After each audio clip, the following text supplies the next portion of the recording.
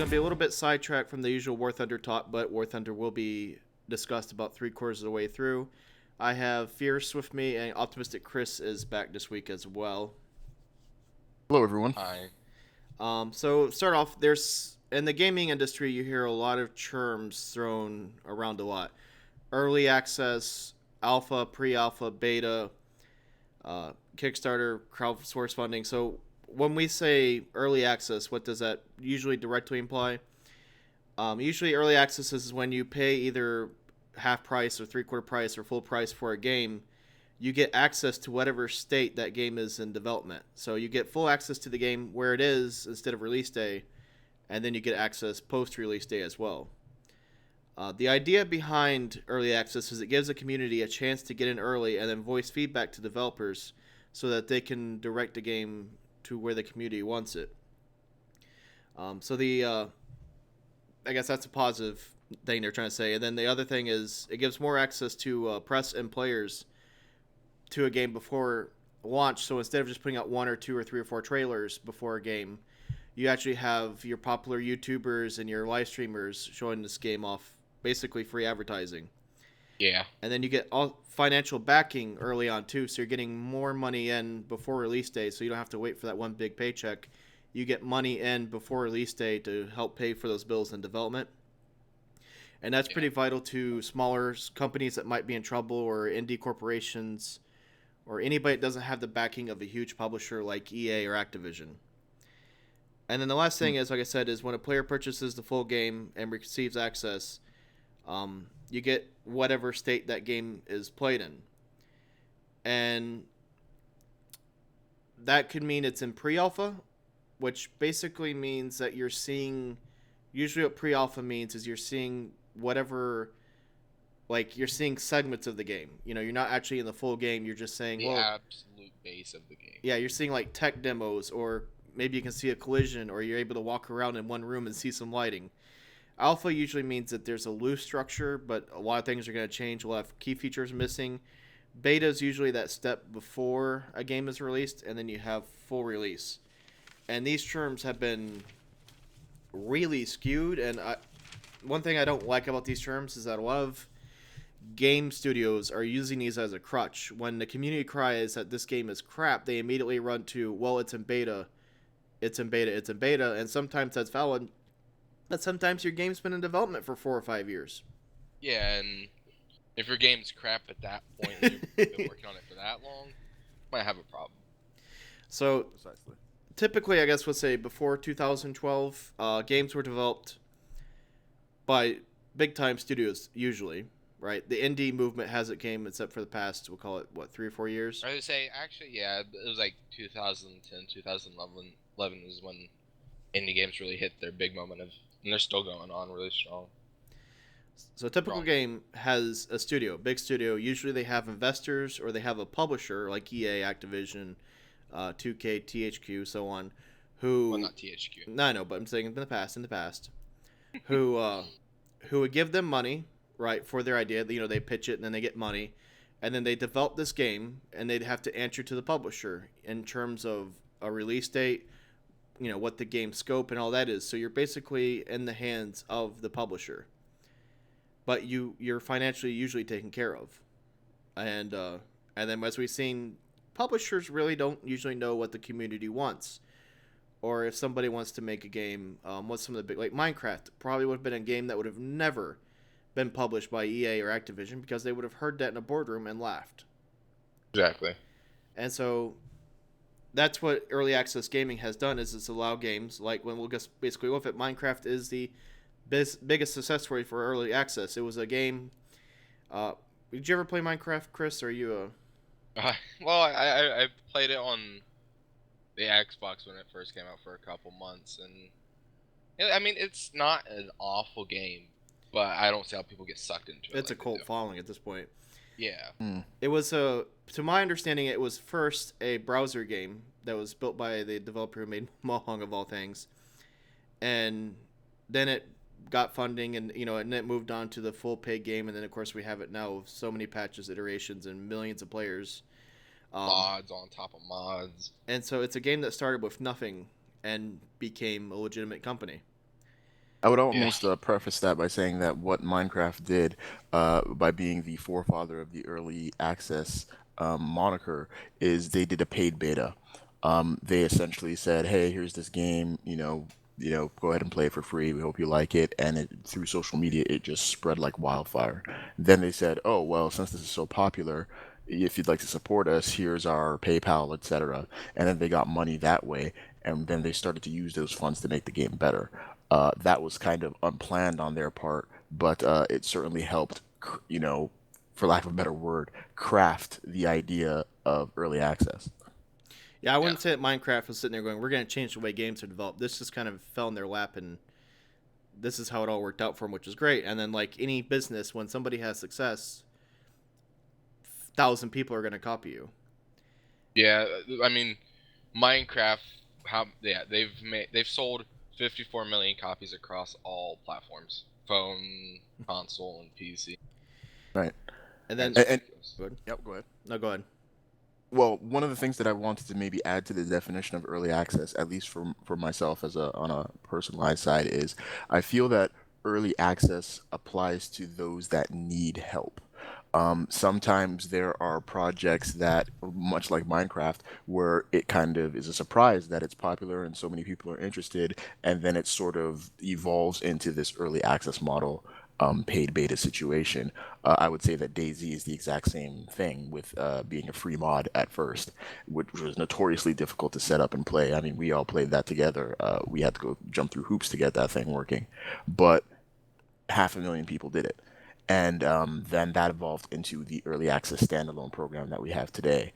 But in general, when it's not so much a surprise for these development teams to suddenly have, oh, this is popular, let's kind of evolve into early access. I think early access is for those that actually need the help. They need the feedback, they need the funds, and that comes up in things like Kerbal Space Program and similar. Yeah, let's go. That to me is just a add on to that definition. Yeah, we're gonna do right here is we're gonna run through and you ask, well, what's the difference between if you're still not clear what early access games are or not. We're gonna run through some titles that are either being developed right now, have been developed, or have failed, or are in the future.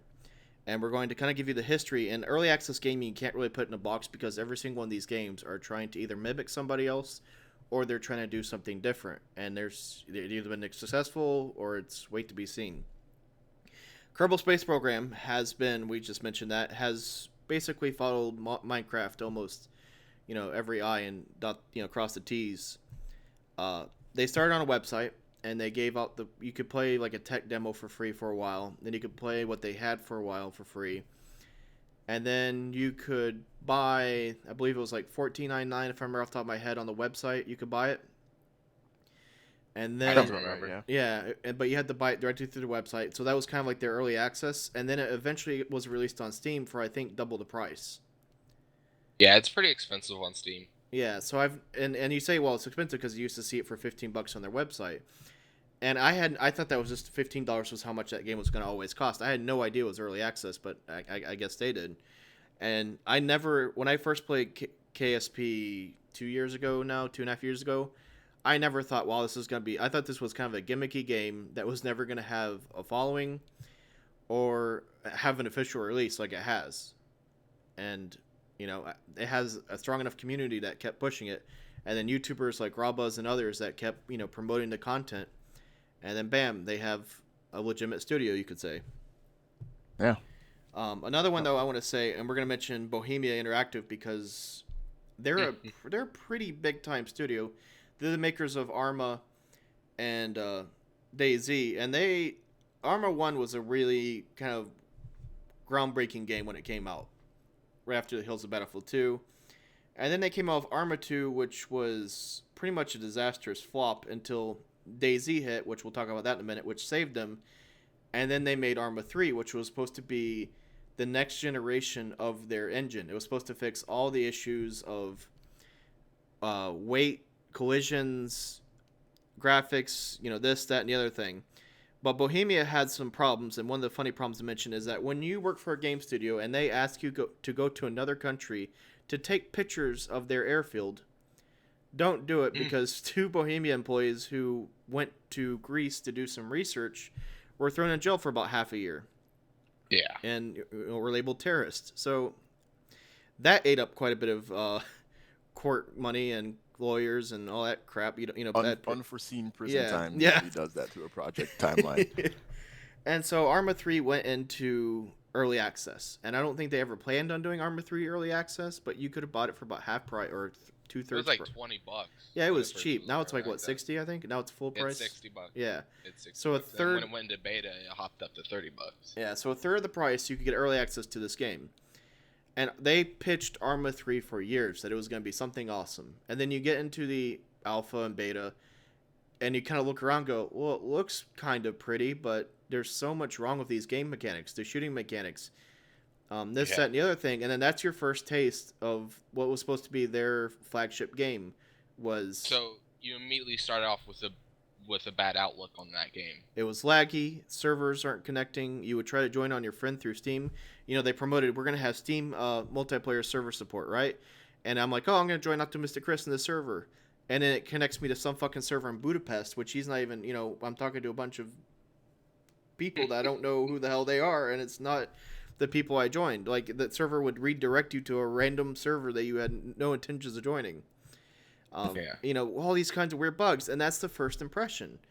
And the game may have improved somewhat, but that's instead of having a full release, that's what you left the taste with. And I don't think Arma 3 is as popular as they thought it would have been. So then let's jump to DayZ. A lot of people bought the game, but yeah, people just don't play it.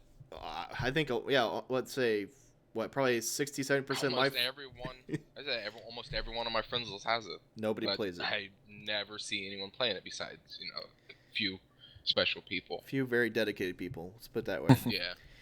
And then we have DayZ, and DayZ is, we could go into the history of this, but DayZ is a very good example of early access gaming. It was originally released as a mod. The guy named Rocket developed it when he was working for the New Zealand Air Force or New Zealand Army. New Zealand military, let's just be more accurate with that. And he wanted to make a survival game to be given out to the pilots to give them a way to how to scrounge and evade and this and that. And so he made this kind of interactive crafting game based on the Arma 2 world. The New Zealand military wanted nothing to do with this, so he threw some zombies in it and then put it up on the mod world. And that thing caught like a freaking firestorm. And I remember jumping in about, 2 months after it went live, because I read an article about it, and I was like, oh, this is kind of fun. This is different. I remember the first the first day anyone heard anything about it. I was just saw streams going up of it, and I was like, what's this? And I first saw the inventory screen, and I was like, oh, it's some kind of strategy game, whatever, and I just quickly left the stream. And a month after, I figured out what it actually was, and it's just I would say that odd. DayZ single-handedly kind of started the whole zombie fascination in video gaming right now. Oh no, that's been going on. Since but 2008, there's been 5 copies. But the one that brought attention to it, yeah. Oh yeah, no, it's been fucking Left 4 Dead, man. Oh, yes. Left 4 Dead, it's a Valve game, right?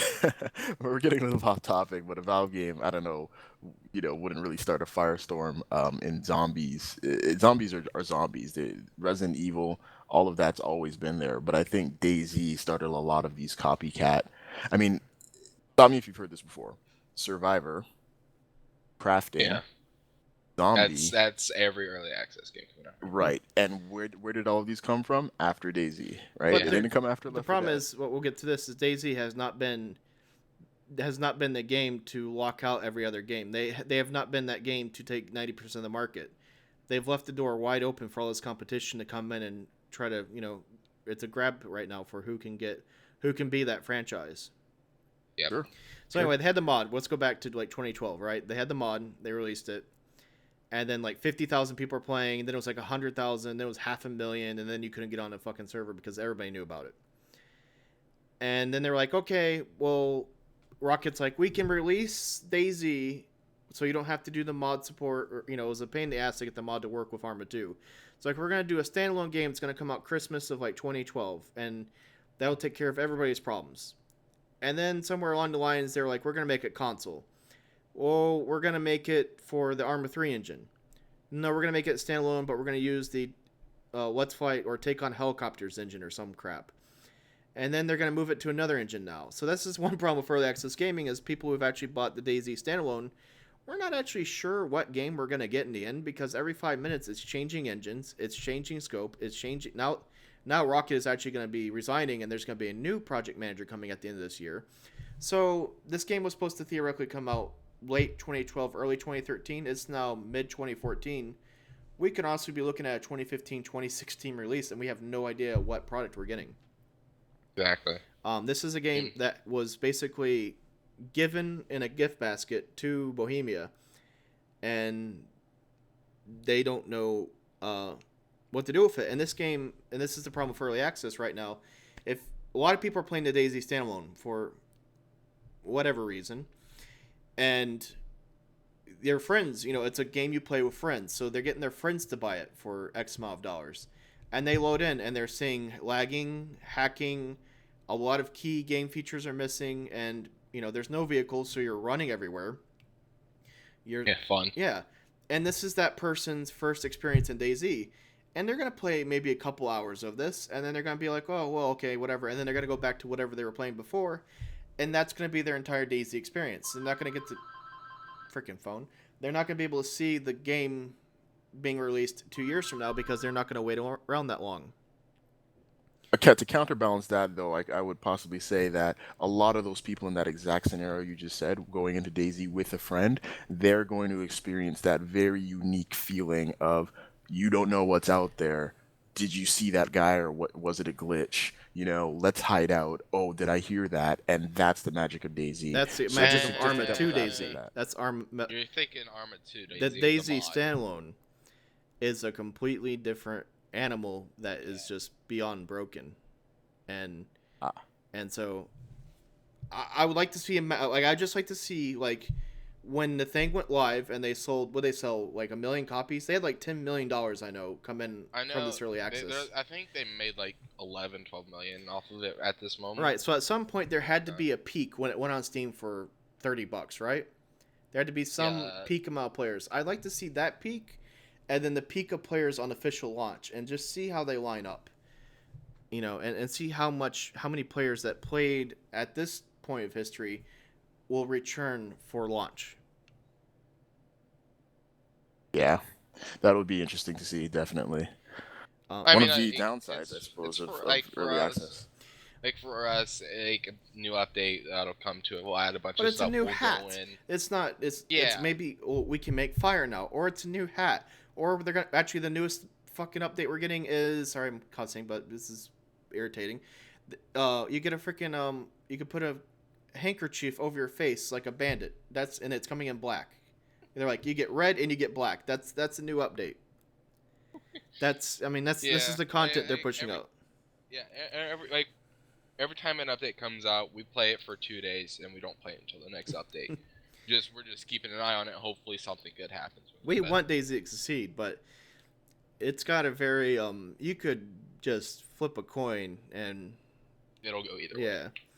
So would you say that this thing happening to DayZ is a result of the misguided talents of Bohemia Interactive, or due to the fact that they brought it into an early access model? Here's my problem with most early access games, is I think when you have small studios or you have modders get a massive amount of money and a project thrown there, like let's be honest, right? People who make World of Warcraft or Call of Duty or Battlefield, and we may hate those people, but most of them went to school for either 4 to 6 years getting masters in project management, know the business, know scopes, know money, know labor, know the market, and so on. And they know how to grasp all these different aspects of this complex business. They have that knowledge. And nothing against people who are making these games. They may be talented animators, scripters, game designers, but they don't understand the business side. They're not the management side. They're not this or that. So when they get $500,000, or in this case, we talked about DayZ, giving Rocket $12 million and a team of 6, he's doomed to fail. He doesn't have the first of all, the experience, B, the education, it's set up for failure. That is true. And one of the things that a lot of gamers I find on the internet don't really understand or can't consider when they have criticisms against these games, especially games that are coming from, say, Kickstarter, and that have, blown past their funding target. Money is usually not the deciding factor in whether or not game development fails or succeeds. Those zeros in a bank account don't really mean much when you need something coded yesterday and you don't have a coder. That's up to the task. It usually comes down to talent. It usually comes down to experience. It usually comes down to education and all of those other things that you've mentioned. Very, very important to realize in these early access scenarios. Sometimes I like the idea of early access because I believe that it really gives these young upstarts a shot. You know, it gives them a chance to make it or break it, Yeah. and that's truly something Yeah. that I'm glad to see in the video If game industry. if they make an early access good, sometimes like something like that with an indie game, that early access can be needed, not just to get funding, but it gives, if it's good, gives the player a taste of it, and they're excited for it, and Uh, they want to see exactly what happens. so Right. And it's just that magic cocktail, right? Like some of these indie teams, they will put it into early access, they will get lots of money, and they will also get assistance from the community. They will take that assistance to heart to various degrees or not, and then they will float or sink based on their behavior from that point, and it leads into great things. Such as Prison Architect or Starbound and these other early access games that are doing quite well. But then again, there's that danger of, once you give these indie devs a boatload of money, you know, human beings change in that situation, and it could sometimes have disastrous consequences for the game. so we just talked about Daisy. Let's go to the extreme opposite, which we talked about how there's all these knockoffs and spin-offs of Daisy. The Mm. one that is just almost hilarious to look at is War Z. Which if Notorious, you indeed. looked up War Z right now and wanted to buy it, you can't because it's changed names 2-3 times. Anyway, we'll get to that. So War Z originally came out with they're like, oh, Daisy's having success, but Daisy's missing these features. What? It's missing these features. The map isn't, Right. this ungodly size that we promised. So the team at War Z had a good idea. We'll take what the concept of Daisy is good. Let's make it better, and we'll race them to the finish line to get this game out first. Except it absolutely blew up in their face, and I don't know if it's actually owned by the same company anymore. It's so confusing what happened to these people. But the biggest thing I know about War Z is that when it hit Steam, people bought it for X amount of dollars. And they had all these game features listed, like 20 game features listed of what to expect when you're in game. And then people loaded up the game and they found 3 of these game features. And then there was a lawsuit thrown against these people, and Steam actually had to sit there and go, here's your money back. You can keep the game, but here's your money back. Here's your money back. Here's your money back, and so on. So they had to issue refunds to like people from this date to this date, which was about 80% of the people who bought the game. Which for our listeners, I want to make a point of saying that's a big deal. There's actually a review on Steam that says that the game was so bad it made Steam give me my money back. That's how rare it is for Steam to give money Steam back. hates to get money back. Their support is It's the huge. worst, and when they actually address this, that means, it was a Something fiasco. has really gone wrong. Yeah, And then the game for was sure. utter crap too. I mean, if you ever want to know more about the War Z, watch Total Biscuit has one of the funniest. Watch Total Biscuit's War Z thing because it's actually pretty funny how cynical he is on that one. But that game now I believe is called the Survival Stories, but it'll never have success. It has so much bad garbage press and basically baggage attached to it that this could let's say this team somehow made the greatest zombie game ever. Yeah, what if they did this massive turnaround and it's a 10 out of 10 game? Nobody's gonna People play it. still won't. People, No one's gonna play it because of the past of it. if one guy buys it, goes, "This is the most amazing game ever," and he goes to his 5 friends and say, "Hey, play this game with me." One might say, "Oh, okay, whatever," and then 3 others are gonna be rolling on the ground laughing, because that's what happens in TeamSpeak every time somebody says, "Hey, let's play Survival Stories." Yeah, They get yeah, it's, hazed. it's it's gotten pretty bad. All right. Yeah. So moving on, Wasteland 2 is a game that's coming out in a few months, and I'm actually not that familiar with Wasteland 1 or Wasteland 2. I know that Neither am it I. was it was basically the first founder of kickstarting games on Kickstarter. That's how I'm trying to say that. How much money did that raise, Fierce? Do you have the number off the top of your head? I do not, but it was a significant amount. I can get it to you in about 20 It was seconds. massive. So Yeah. Wasteland 1 was made a long, long, long time ago, and then the lead developer from Wasteland 1 went to Kickstarter and said, "Hey, would you guys be interested in us or me making a sequel?" And the money rolled in, and then he had to make a sequel. And that's how they were like, people realized, oh, we can make games on Kickstarter. We can present a game idea, and then the people can donate $5, $10, or whatever to make a video game. Problem though is that when you are starting with just an idea, you don't have a pre-alpha, obviously. You don't have game design. You don't have writers. You don't have animators. You don't have this or that. So you're starting in the conceptual phase of game design, and it's going to take you another year and a half to get to the point where most people expect you to be when you announce a game. That's It's true. coming A out lot. late next month, Wasteland 2, It was right? supposed to come out Yes, it is. December 2013 or Yes, it's over. It's over at this point. It's over half a year overdue for sure for people. The only release. thing I know about Wasteland 2 though was when people freaked out because it was supposed to be like December 2013, and they didn't hear anything for a couple months, and people were like, "Did they run to Cancun with my money? Where the frick's this game? I pre-ordered this game. Where's the game?" And finally, I guess what I was reading on the line, like they got him at like E3 or something. They said, "Hey, when's your game releasing?" He said, "Well, we're gonna have a beta, and then we're gonna make a date after that." So That seems to be the trend with early access games, is it never comes there's out no in a release date projected that they hold time. steady, and so when you Yeah. throw X amount of dollars at this project, you Yes, that is And one of the usually key downsides to early and access. usually when it makes more money than what it's projected, that release date's gonna get pushed way back. Well, it leads to scope creep. Because when you ask for, just to plug the numbers for Wasteland 2 here, when you ask for 900,000 in a Kickstarter campaign and you get 2.9 million, you've basically blown your target away. Essentially, what you need to do from both, I suppose, you're a game designer, you love making video games, it's kind of the ethical thing to do, but it's also the enjoyable thing to do. You want to find good uses for that money in the design of your game, and that leads to promising other things. Also, let's note that the 2.9 million didn't arrive overnight. It came cumulatively over time. They had to have stretch goals. They had to say, "Oh, this is really great. Thanks for supporting us. By the way, we're thinking of doing this if we reach this target." And then they did.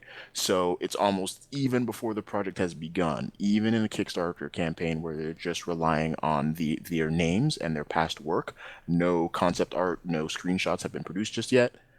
They are now saying, "Hey, we're going to do this additional feature that we didn't intend to do 5 days ago because we didn't think we would hit our target." So that leads to massive scope creep on these early access titles. And really, it's just up to the team and their skill if they can handle that the kind of new thing. term they're using a lot on the internet is feature creep, which is kind of the same thing. Yeah, yeah. You'll see, like I said, terminology for both these. You two have any other games that you'd like to bring up in the early access debate before I hit my last two?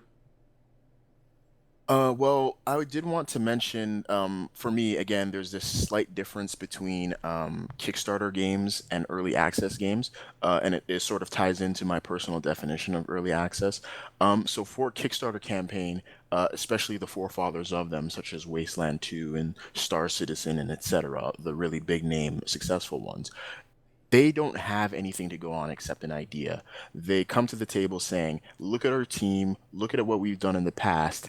Remember back in the old days when things were great? Well, we want to do that again." And they nostalgia farm a little, but they have teams, they have skill and experience, and they're saying, "We want to do this if you can help us out." That's Kickstarter. Early access is kind of here's what we've got so far. If you can pay, sort of like a paid beta, but almost a paid alpha, you can pay in order to access our what we've got so far, and we would love your feedback, and we will try to incorporate your feedback into the game. And some do that well, some do that terribly.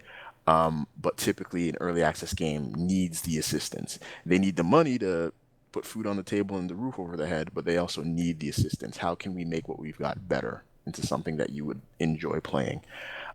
So I do want to point out those two differentiations. And Wasteland 2 is a Kickstarter crowd-funded game, as was Planetary Annihilation. That is going through the exact same process. It came from Kickstarter and is now an early access game.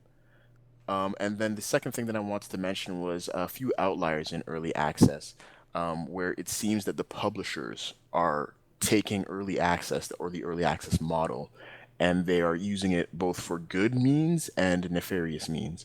And by that, I would say Endless Legend.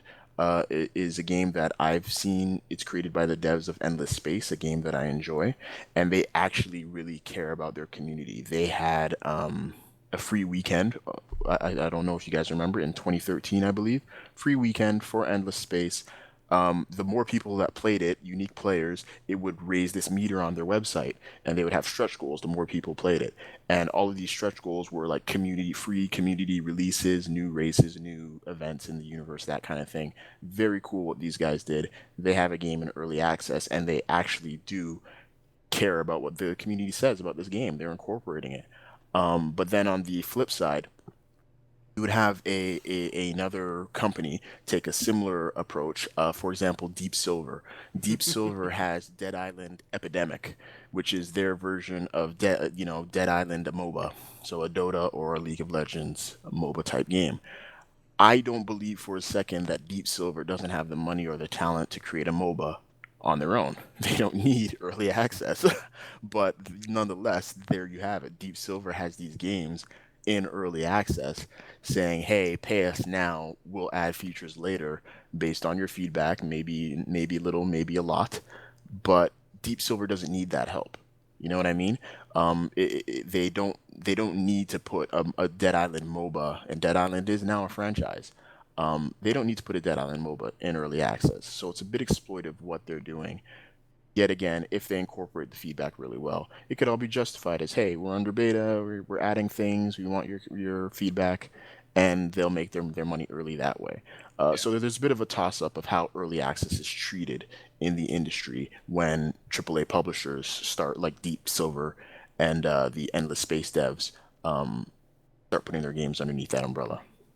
For me, uh, my view on early access is, it's been stretched and pulled a couple of different ways, but mainly for me, like, because of Arma 3 and Daisy Standalone, I don't really buy early access games anymore. I bought my fair share of them, but now I'm like, all right, yeah, this game looks cool. I think it could be an enjoyable game to play, but it's way too early in the game for me to really enjoy it, and I don't want to get a bad outlook on the game. So I'm just gonna wait until they get a certain feature in the game, or until it's fully released, where I really even care about it. Hmm. And yeah, I mean, the developer might need money for it, but I'm just one person. My little bit of added money on top of it isn't gonna help them that much to get the game out. So What if it's actually like a game that you enjoy, Chris? Like, not that you enjoy this game, but let's say something like Broforce. I find that Broforce is doing early access right, and yeah, there was a lot of potential there, and they needed the money. So I let's say you saw look the at game. I was Broforce. like with Road Force, I saw the game. I was like, that's definitely the kind of game I'd be into. So I'm just, just because of past games, I can't bring myself to really buy it.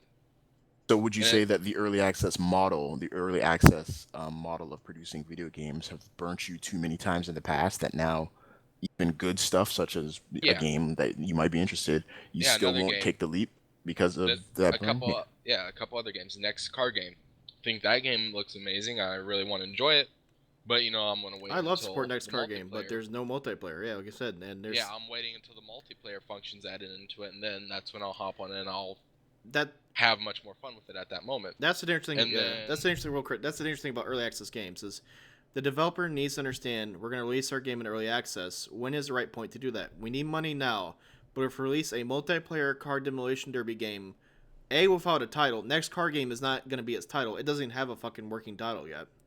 And B, it yeah, has no multiplayer on it. That might be a little too yeah, early. yeah. And the Forest, I look at it, I was like, that's a game I could get into. I could enjoy it. I think it has a lot of cool ideas with it. But, at the moment, it's way too buggy. There's a lot of clipping issues and pop in and out issues. If I was to play it now, it would definitely give me a bad outlook on it. But since I know how it is now, I'm not going to play it, and I'm just going to wait and see if it becomes anything. But you purchased the forest, so No, I you have gave no, I money to haven't the purchased forest. it. I've just watched Oh, gameplay on it.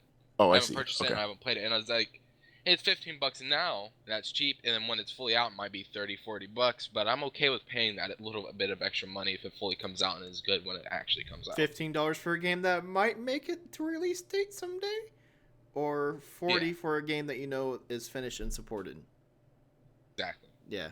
Yeah, maybe we should talk about that quickly if we could. The early access model seems to lead to a lot of games that inevitably face delays. I don't know of an early access game that came out on time.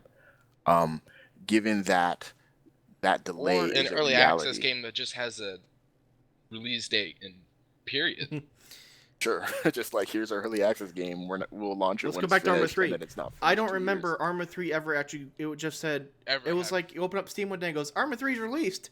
Merry Christmas. There was no like no launch date. They were just like Bohemia like went and today send it.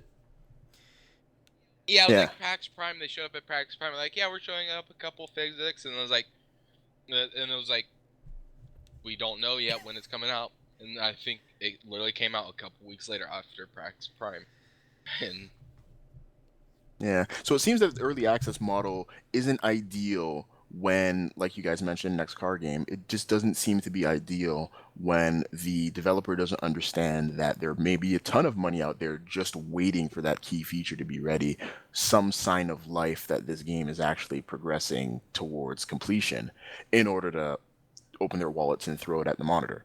Um, and that's like a hidden downside, I suppose, to early access because I almost look at it as like, well, if you wanted next car game to have multiplayer, there's the just devil's advocate here. Isn't there an option to give them the money, the $15, and say, hey guys, I just paid, but I want you to know that I'm looking really forward to bullet point, bullet point, bullet point. And then now your voice has more weight because you've directly, well, put money into their in coffers. the first week, the next car game was put out on Steam and made over 1 million in sales. Can I put one quick point? And they've also announced that multiplayer will be in the future, so I know that will be a feature in it, hopefully. So I'm just not gonna spend my money at the moment. I'm just waiting until it's out. I still can't get over that Okay. they don't have a title. You're making all this money from Yeah. people. It's on Steam, it's being advertised, it's on the front page, it's on Reddit, it's on this, it's on YouTube. And then one day you're gonna wake up and be like, we're gonna call it Car Demo 5 or whatever. They're gonna come up with some title, right? Who knows? And then everybody who knew your game before as the next car game has to relearn it as this title, and you're gonna lose a certain population just because of that name change. I wonder how many people have been tricked by the War Z changing names for that same reason. People are like, the War Z, that's an awful game, and they see this game up on Steam, it's like, Survivor Stories, what's this? I'm gonna buy this and check it out. Oh shit. Yeah. Go ahead, yeah. No, I was gonna say, all right, let's wrap up here with two more. Like I said in the beginning of the podcast, I promised I'd bring War Thunder in this conversation because I see this argument on the forums, I've seen it on my channel quite a bit, and I don't know what War Thunder actually is anymore. If it's early access, is it just open beta? Is it this? Is it that? Is it full released? And so on. And then a lot of people say this game's crap, and then the defense will immediately come, well, it's in beta. Well, it's been, let's be honest, it's been in open access, we'll call it, for a year and a half. It's been, you can buy premium, which is basically a subscription service for, getting boosts to further along your account. You can buy in-game content. You can rank yourself up to the max level. You can unlock all the content that's in there. There's never going to be a stats wipe or, content wipe. So there's not like a magical date. Like it's going to go live on June 1st, 2015, and then everybody starts at 0, like most MMOs do. Exactly. I think War Thunder it's not beta, it hasn't been fully released, it's just a free to play. That's just how free to plays are. Right, but 90% Yes. of the people, 90% of the people who go, and I see they used to not have this, but now they put on their homepage little banner, join the beta. Well, last year when I joined at 1.27 or 1.29, I went under the which was impersonation. a year and a Yeah, half ago. I was under the impersonation, or like, oh, it's open beta. This will last like 2 or 3 months, and then the game will be rolling, and there's gonna be patches for content or this or that. But I always knew that more content will be added and so on. But I thought that this was actually gonna be a release game, and then they would move on. I didn't know that War Thunder was in such a dismay state of development. And they didn't do a very good job of telling their players when you come in and you play the first 100 hours that you're playing a early developmental build. Basically, you're playing the base, what they could make as a free to play game. So and then the more money they make from the players from the microtransactions, they're like, all right, we're making money from this, we're doing good on this game, so we're just gonna keep adding content. And right. So here's the problem: is your hardcore. They joined for like a lot of people came in for the airplanes, the airplane simulation and so on, which is listed all of their features. Well, the hardcore flight sim people came in, they played this, and they go, "This is shit," and then they're gonna go play Isle 2, Stalingrad, or so on, and never ever look back at War Thunder. And War Thunder might have its simulation battles worked out in 2015. We don't know, but nobody's. But Yeah. but a third of I can guarantee at least a third of those players will never come back to it. Oh my god, like War Thunder, the popularity of it when Tanks was released on it jumped up. Massive. They were at 100,000 80,000 players people. when Tanks released, Yeah, and now they jumped up 80,000 people, and I bet you Sunday afternoon, 50,000 of those people 26,000 are players Yeah, it took 2 days. Those 50,000 people are never gonna come back to the at game. least. And this is the problem of using that. And you keep saying, and the devs and the mods, I see this all the time. It's an open beta. It's an open beta. You have to give us a chance. It's in beta. At a certain point, you have to own up to it and say, and start releasing features in a developed state that is going to stay that state from the future, because the constant flipping around or switching around or this or that, players are only going to buy beta and early access excuses for so long before they are never ever ever going to look back at the game again. It also just feels like even there are times where certain aspects of a game feel like early access, even though the game could be a AAA title. Like, what was it, GTA 5? GTA Online, that felt like early access, just pure early access. They had a trailer for GTA Online, and 10% of the things they had in the trailer was out when GTA Online came out. Like, that felt like early access, and they still don't have like 20% of those features. So and I guess before I wrap up on War Thunder, the biggest thing that I worry about for this game's future is I'm not necessarily I've met quite a few of the alpha testers and the flight modelers and this or that, and most of them are talented people, and they're going through, like any company, they have personnel changes and whatnot. But the people at Gaijin are hardworking and they are talented, but they always seem to be understaffed, and I've heard them mention that a couple times. But when you're spread out in these many different ways and so on, your community is going to keep getting, you're going to have X amount of players leave forever before you release your full project with the full content. Is that acceptable to you? And I guess if it is acceptable to them that they're going to make X amount of money along the way, and then when they release the game, they're going to have, let's say, half the many players as they would have had if they, if they released it. At this point, it's probably 20% of the way it's looking right now, yeah. And so anyway, that's why I mean it's they using the beta. Like, I'll agree the game is in beta. I'm not saying at first I didn't buy it for the longest time, but from what I've seen as of late, I will buy that the devs honestly think that the game is still in beta and they're trying to develop along the way. Fact of the matter is, Gaijin released this game too early to the community. And it may be the ultimate. If War Thunder is going to die for any reason, it's going to be because it was in development too long and they released too many patches of tests, of changing too many key features without testing it in house. Yeah, one patch will pull players one way, the next patch will pull the players the other. Yeah, and you can't. And this is the biggest problem. And this is with all early access games. When you release it early, let's say you put in a placeholder mechanic, right? And players get used to that placeholder mechanic, and all of a sudden you're going to go, we're releasing this whole new tech tree, or how you're going to go down this, or how you're going to, this is the new economy.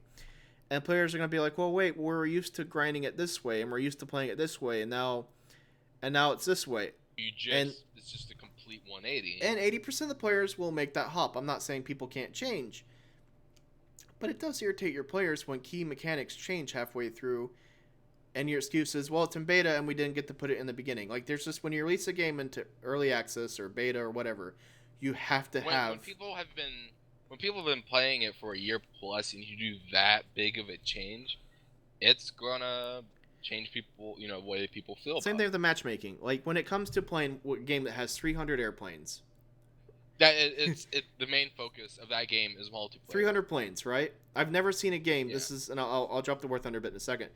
300 planes in 5 countries, right? Countries. And you didn't have a matchmaker set up from the beginning. You just had a 20-tier system that kind of worked, although it had horrible wait times. Then it released this horrible battle rating system that everybody said they didn't want, but you're like, trust us, this will be good. And the community said, no, it won't. Hold on.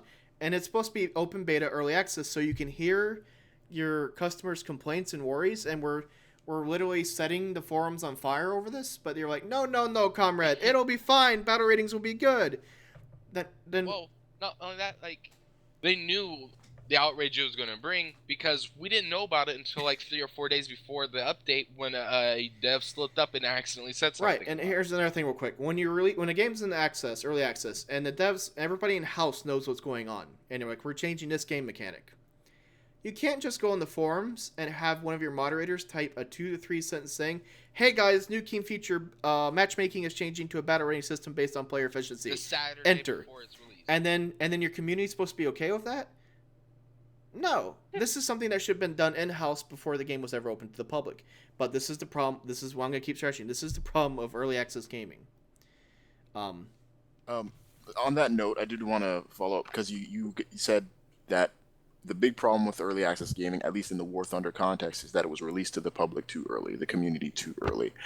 Do you feel that this release too early is a problem that's only being felt by free to play games like Absolutely War not. Thunder, or is this just a problem with early access $30 in for general? DayZ. I think $30 for games- DayZ. It's shit.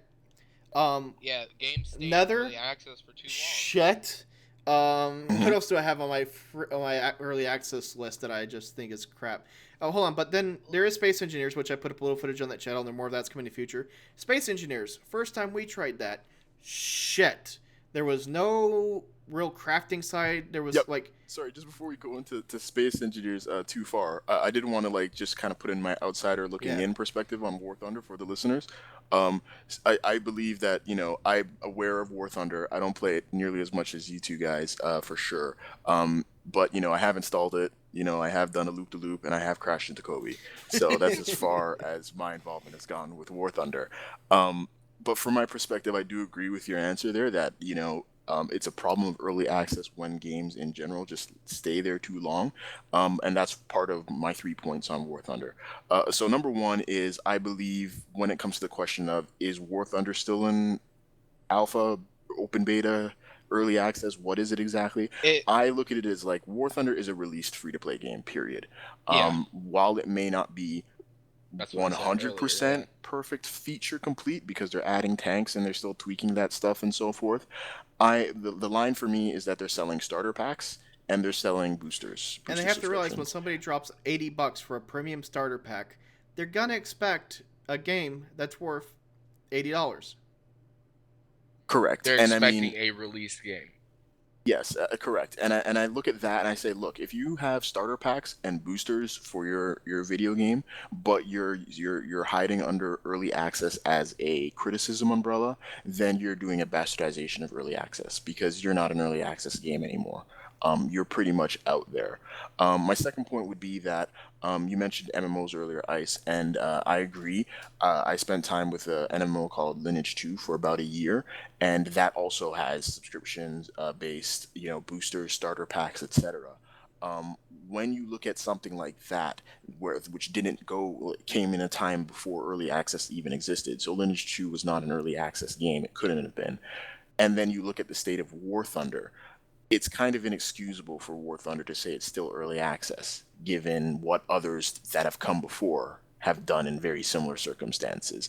The amount of money that War Thunder is making right now off of those starter packs and boosters, and this is my third point, is, I would say, engorging them. This is my personal theory, so hopefully Gaijin don't send your assassins, but I think right now that Gaijin is being engorged on the money from these starter packs, boosters, and just the free-to-play model in general. So they're not in any hurry to release it, because if they do, they lose the criticism umbrella of just saying that they're in beta, and they only gain support obligations and future patching without that increased revenue, right? And also, you guys mentioned that they drag one players this way and then they drag them the next way 2 months later. Right now, Gaijin seems to be experimenting in paid experimentation. Right. Which is something new in the gaming industry because of early access. Paid experimentation isn't supposed to be the way that games are developed. It's completely damaging. There is no upside really to the community except in a very specific context such as Minecraft, where everybody's so on board with what you're experimenting with. But when it comes to some a developer like Gaijin and a game like War Thunder, paid experimentation is not the way to go because you're abusing your fan base. It's abuse. And there's 2 points I want to say real quick. One, a lot of people think Gaijin is a small company. Go They're Google not at all. Google Gaijin. Huge. Look at their like 20 games that they produced. You'd be surprised. I didn't know they produced all this stuff. They're not a startup company by any means, and I don't Aren't they under Perfect World or something like that? Or am I don't wrong? know about that. A perfect. Yeah. Sorry, I didn't interrupt, But but go ahead. but I don't Uh, have access to Gaijin books. I don't know what their financials look like. But they weren't poor heading into this. They had talent, they had experience, they had a structure set up. It wasn't like they need this. And of course, games like this cost money. When you have a game out for a year and a half, and you have servers and this that, you have costs to labor and so on. But they weren't poor, and so people don't feel like your War Thunder's a charity. That I've seen that yeah, argument a few they, times.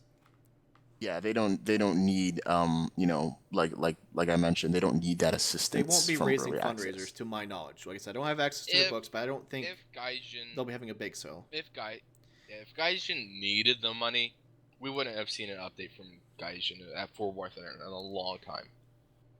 We wouldn't be having them every couple months. We would have, wouldn't be having them at all if they needed the Second, money. real quick point is that from a dev, you say, "Oh, the game's in beta. Community, calm down. It's in beta," and you go, "All right, they'll be cool with this. They understand that we're still developing this, right?" But from the player side, if you survive 1.29, 1.31, 1.41, and you're still around, you deserve, I don't know, a Purple Heart for surviving these patches. And there's only so much of these patches that add this, and this, which are good, but then this, and this, and this, and this, and this, and this are game breaking.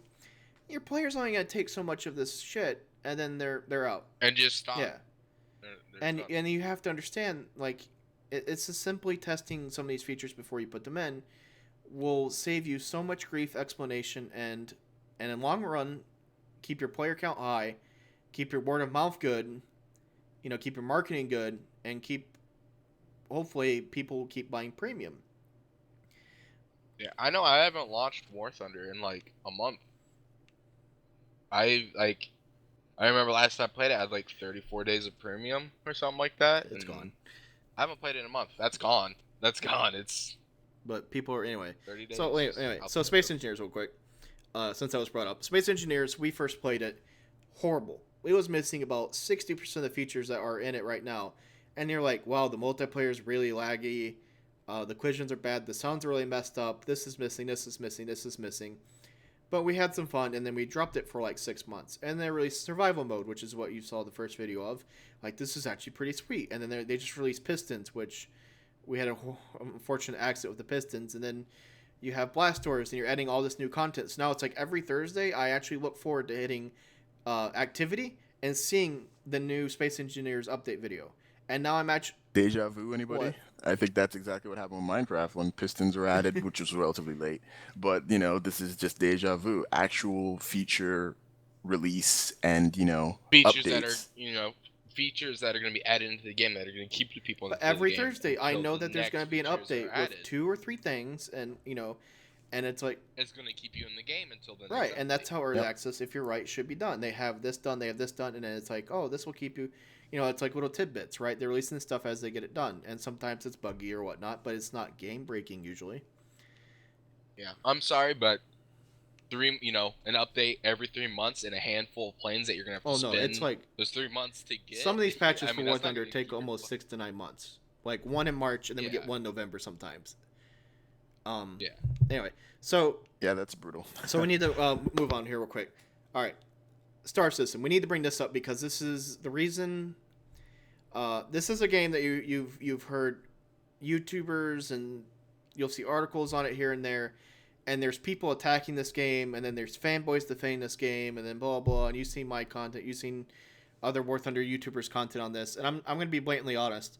The reason why I initially dropped the money I did on Star Citizen was because I liked the idea of an indie company that had a legitimate developer, which you've heard the name Chris Roberts. If you know anything about Star Citizen, you hear the fucking name Chris Roberts every breath they take. But Chris Roberts is a legitimate person. He used to be a vice president of EA. He's been around the block. He knows what he's doing. So you're not having a college student start a indie game on Kickstarter. You actually have a legitimate developer / publisher, who's been around the block, making a game. and he's building a game how he wants that would have never been passed by EA. So I was like, you know what? If this guy's going for a triple A release for an indie game, I can support this because I want to see where this will go. Now, since they've Yep. had now $50 million through their backing program, which is insane. I think they only need like 14. You have this is the problem now is they had a game that showed a lot of potential and they were going to do this feature, this feature, this feature, but now they're like you have future scope hitting it hard now, which the fanboys will defend you to death that that's not happening. But anyway, but you have you have a community that is getting all that. All right, when you have a game in early access and you have like 300,000-400,000 people as backers, which they have now, you're getting 300,000-400,000 idiots' ideas of what should be in the game. And if you try to pander to 300,000-400,000 people, you're never gonna have a game done. So now they're at some point they're gonna say, yeah, we can't do this, and then everybody's gonna be like, but you said you could, and that's gonna be an interesting day when that happens. But whenever they Yeah. try to do simple, like they put their pre-alpha out for the Arena Commander, dogfights module, right? And they're like, all right, maybe we're going to have 10,000 players for this. I bet they thought, and they had an in-house meeting. They're like, all right, we'll maybe have 10,000 backers by the time we do our first dogfighting test. Well, right now it's at 200,000 players. For a game in pre-alpha, they're having to have server support for 200,000 players, and that's not 2/3 of their community in yet. It's insane the scope of this, and if anything's going to bring this game down, it's going to be too much early success. This game may honestly come in 2015, 2016. Can they hype a game for 4 years? Yeah. This is sort of this is definitely an outlier when we speak of Star Citizen because something like this has never been done before, and it is an interesting question: can they keep this game hyped or hype it for 4 years plus? And you look at it and you say, well, it's going to be an interesting show, but nobody's ever done this before.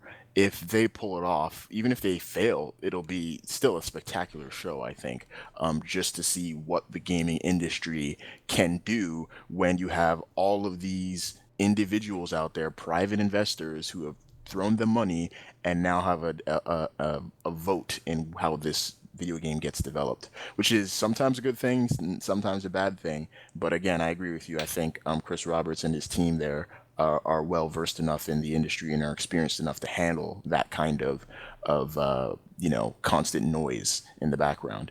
But yeah, it's going to be an interesting show, regardless of whether or not they can release this to any fanfare or not. And I think at the same time, the fact that they're first is going to have that kind of built-in natural fanfare. The It's going couple to be problems, like, though, this is is it. right now they're having rubber banding issues, right? When you have 200,000 people who you have X amount of people go to YouTube and then they're live streaming on Twitch, and you have rubber banding, and then you hear Star Citizen, it's like Benny from Lego Movie, spaceship, spaceship, spaceship, spaceship.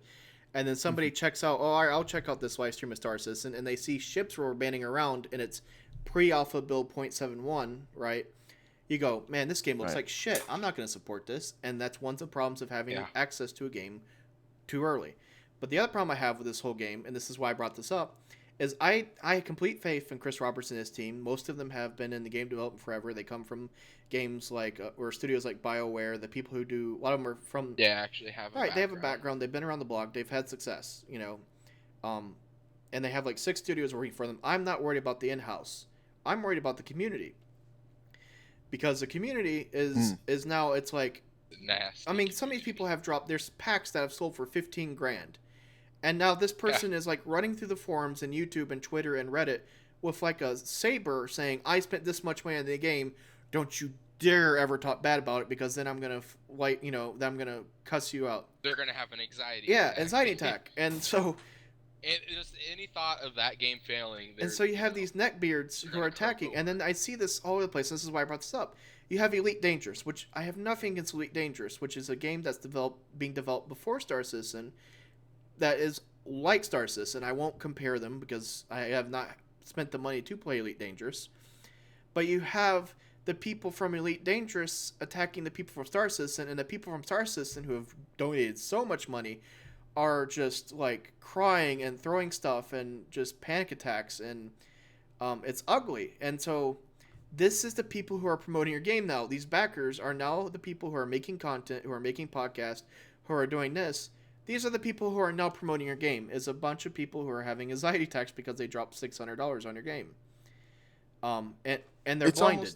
it's almost an unforeseen consequence of that, though. I mean, I look at it as a couple of factors. One, when you say, well, if anybody is like, "What's Star Citizen?" and they go to YouTube and they see the YouTube person with that early access just taking a saber to the game and saying, "Well, I'm not going to support this."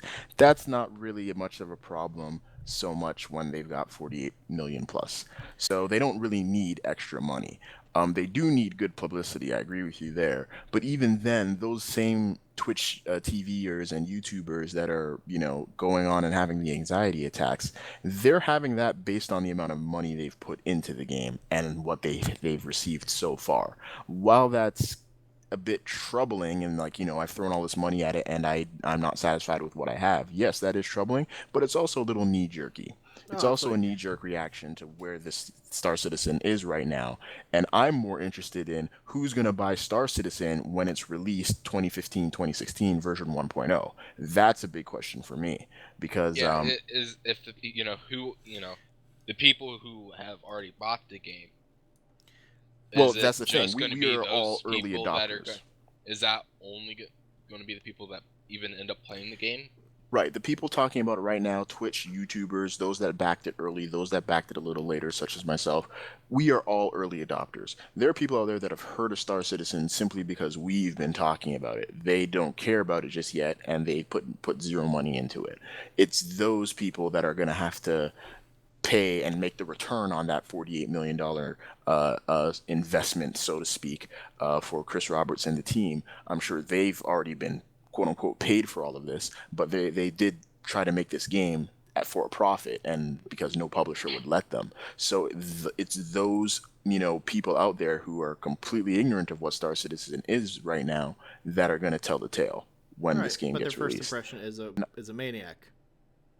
Their first impression today, Right. July And 2014. so I just want to say this real quick, and we'll move on from Star Citizen. And the reason why I brought up the community in such a negative light, and I know a lot of people. I've talked to several. I know a couple mods from Star Citizen community. They're not all awful people, but No, they're there's but really I good also follow the people. Star Citizen Reddit, and there's people coming to Star Citizen Reddit like it's a freaking refugee camp from the forums, because the community is so toxic.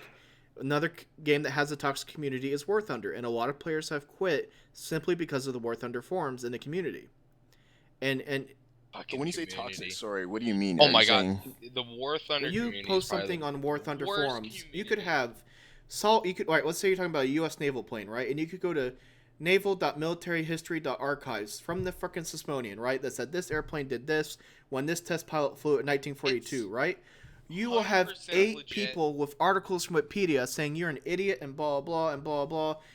And anyway, and it's just nonstop fighting, even if you have. You could be the motherfucker that created the plane, and they'll tell you you're wrong.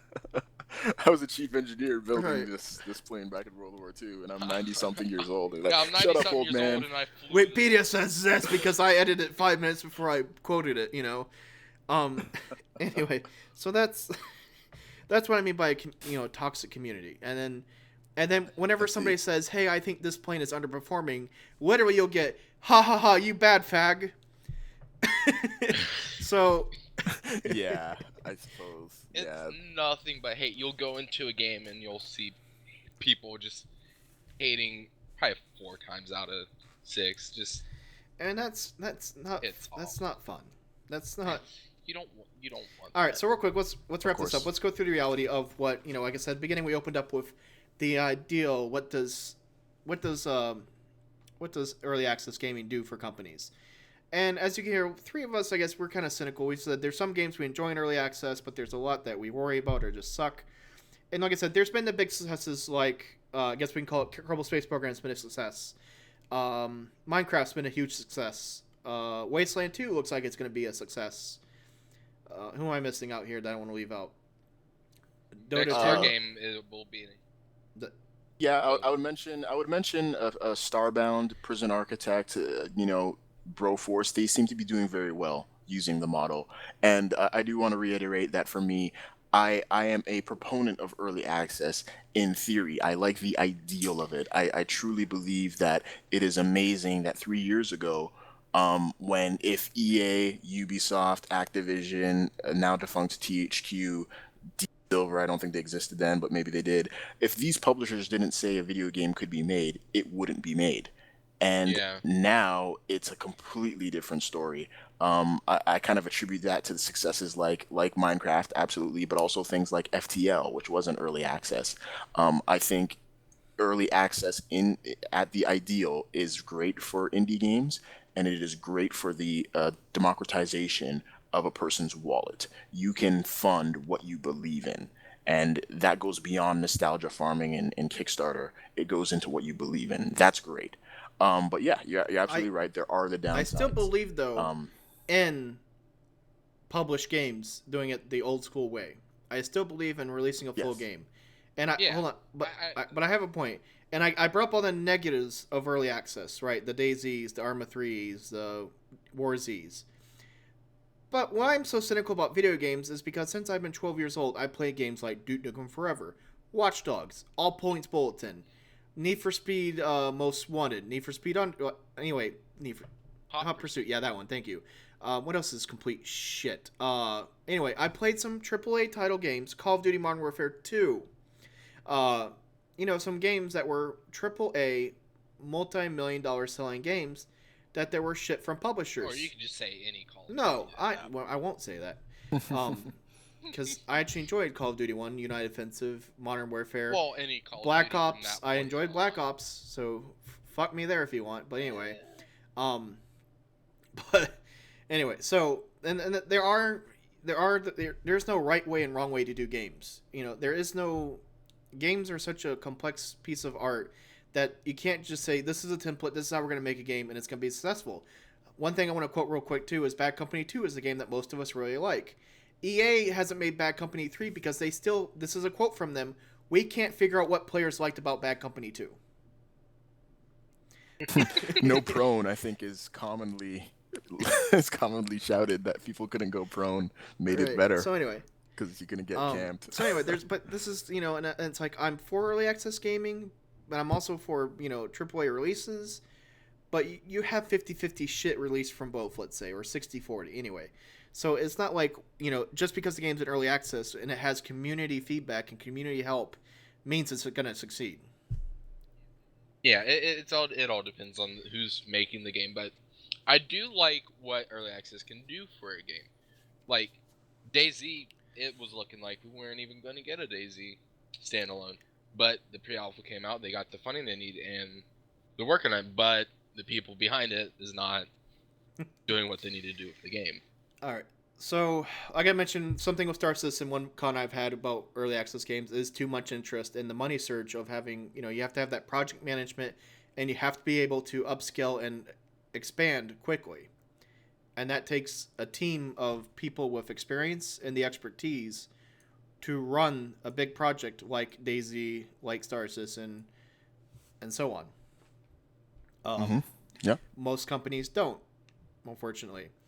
Like I said, bad thing is negative feedback and exposure. We talked about how like DayZ, Warzy has all that negative feedback and exposure that it'll never undercome. When you have games that are such early access, you have the negative feedback from things like bugs.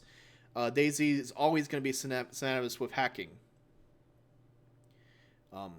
That is true. And then Yeah. I know Diablo 3 wasn't a early access game, and SimCity wasn't an early access game, but server outages are something that murder games and murder games' reputations. Yep, DRM and anything to deal with the quality of the multiplayer, basically. So when something like Star System, let's say, right, they had to do a 5,000, 10,000, 50,000, 200,000 player release to servers because they knew their servers couldn't handle it.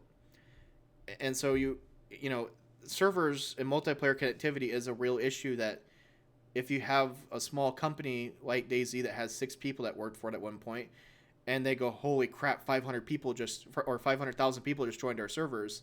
Bob, get to the server room and hit all the buttons that are, if the buttons are flashing red, restart them. That's only going to work so much. I mean, it's not just small gaming companies that have a problem too. It's AAA titles have that problem as well. I mean, it's just And real quick, Yeah, again, but it is keeps that a happening. Like problem or is it hold on. I incompetence? have to laugh. it just happens all the time. Like I know Battlefield 3 had the No, problem. GTA all right. Online had the problem where the first week is just not playable in that Nothing beats, and certain I know mode. you don't know this, Fierce, because you joined Bad Company 2 too late for this. Okay, we Okay. joined Bad Okay. Company 2. This is not an early access game, but this is one of my favorite game development stories. Bad Company 2 was supposed to be released at the same time Call of Duty was in November.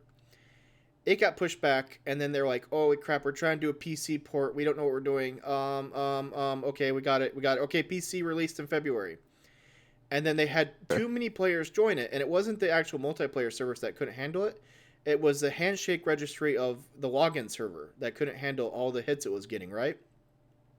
And they actually couldn't get Wow. a big enough fiber cable from their ISP to their authentication server, right? So EA actually had on their website, we are next day airing our server to California. Here's the tracking number if you want to know. I still think that, in all honesty, I still think that was a brilliant piece of PR on their part. Like I'll always remember that.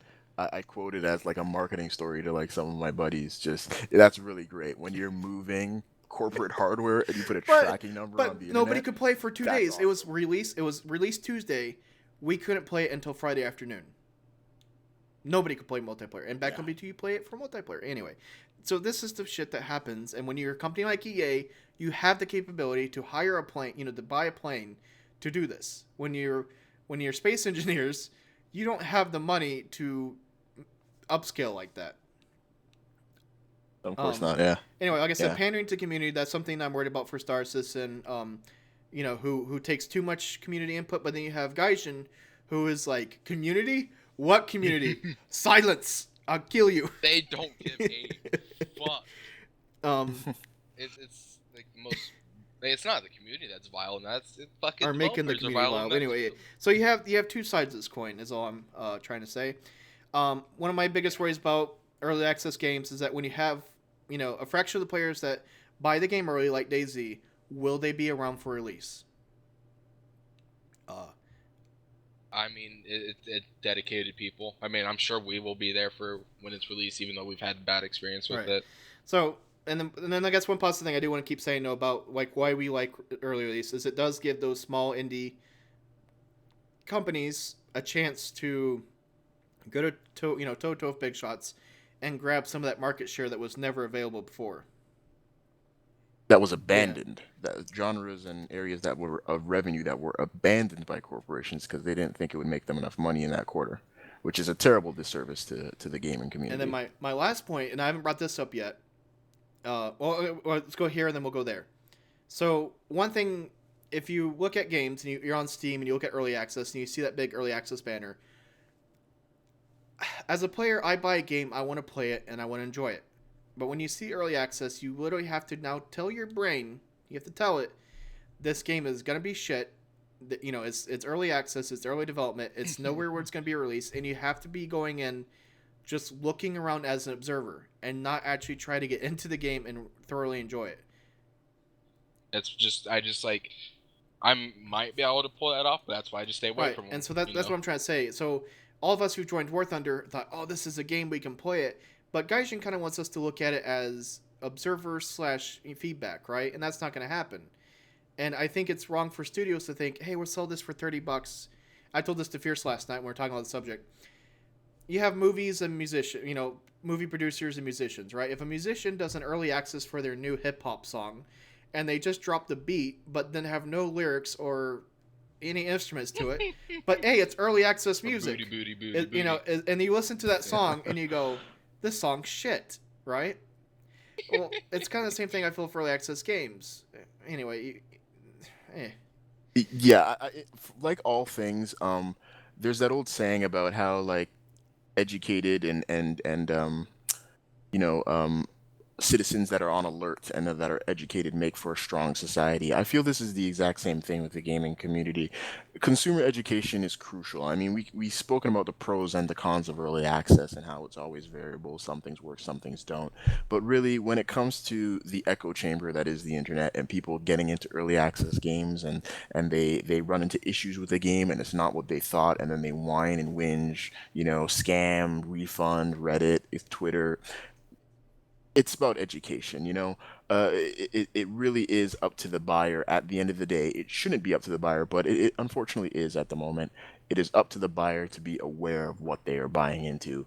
It isn't Early access games are not the game that you want to spend your $60 for the next 6 months on the Christmas present for. It really isn't. It is about supporting something you believe in.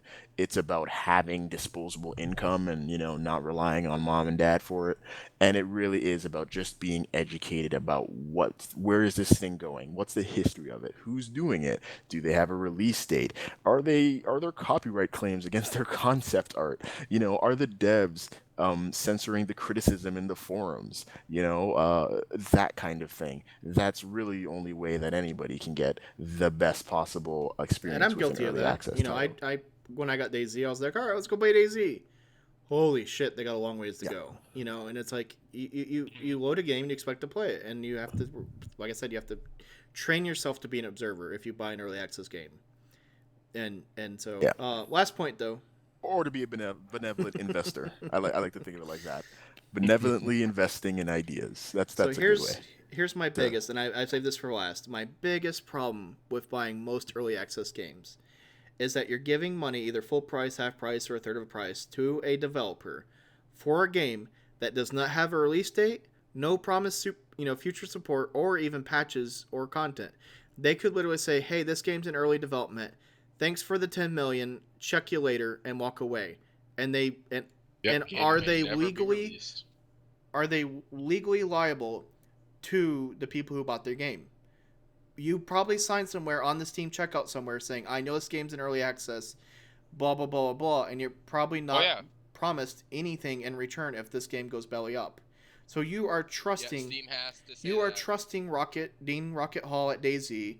You are trusting the unknown team at this company. You're trusting the Wasteland 1 developer for his, you're trusting these. I'm trusting Chris Roberts with like $120 myself. You're trusting these guys to do the right thing.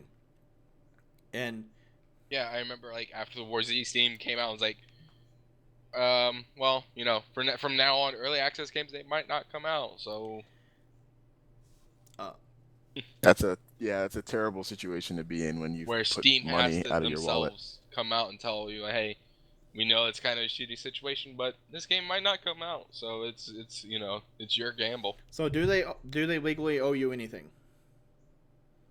Nope, not. I don't think so. I do know of a few. I'd have to do a bit more research rather than just name something and be incorrect here. But I do know of a few Kickstarter campaigns that have been funded. They've received the money, and then their project has been canceled. And that brings a very real question as to, well, you've already gotten past the Kickstarter gate, right? Everything was done legally there, but you didn't deliver on what you got the money for. So what Usually now? Kickstarter though, don't What they get the happened money to the back money? if that they don't show this by this date? Like, doesn't the developer have on the Kickstarter structure? No, Kickstarter. If you put up something on Kickstarter, I think it works like you put up this certain amount of goal, and I think to Kickstarter you give them a certain Right, percent or but I'm whatever. saying if you give $80 to Kickstarter for this, the developer has to show you. They promise a video for, like, if we reach this goal, we'll show you a tech demo, right? And that goal is hit, and they don't provide that tech demo. Isn't it all refunded? No, I don't think so. Nope. I don't That's have the any scary thing. articles or facts to back this up, but I believe from a business standpoint, Kickstarter literally cannot be responsible for That's why I won't everything that has fucking been give the Kickstarted through Kickstarter. their Sorry, system. that's why I can't support Kickstarter games. Yes, presentation does count for a lot, as War Z found out the hard way. Yeah, that's true. So yeah. So I think that wraps it up for me. You guys got any other closing statements you want to throw in before we wrap this up? No, I think I'm good. Just to the listeners, just be educated. Absolutely look into the things that you care about. If you can't find the team members on Facebook or whatever, their past history, then okay, spend $20 on the nostalgia. But, don't be righteously indignant if some cancellation happens, if a delay happens. It's video game development. There's Yeah. ups and downs. Only thing I gotta say is don't buy every early access or Kickstarter that comes out. Just don't go into every single one. That's It's your money. way. You got to remember that. You owe them nothing. It's your money. If you want to support it, we're not telling you don't buy DayZ, don't buy this, that. It's your money. If you want to play this, if you want to support it. But like I said, you just have to keep in the back of your mind that you are trusting that person, that unknown person, with your money for that product. So if you get into 20 early access games and you get burned on a couple, don't get Well, mad. I'm not saying it about matters. Chances are. If you buy 20 early access games, I'll be surprised if you get 2 at full release with support afterwards. Yeah. If you get burned on a couple of them, don't be mad or surprised about it. Yeah, guys, get this. I've got this great idea for an early access game. You're a survivor, right? And it's a crafting system, and there are zombies.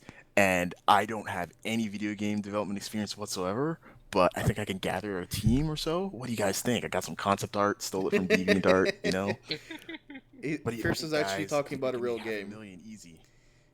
I'm talking about 15-year-old games.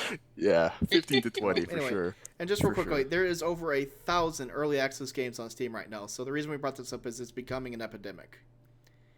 So, all right. Thanks for listening. I'm Bohica Ice. I'm Fierce. Canadian. And I'm, just some random Ohioan that you shouldn't care about. Yeah, I'm Fierce the Canadian now, apparently.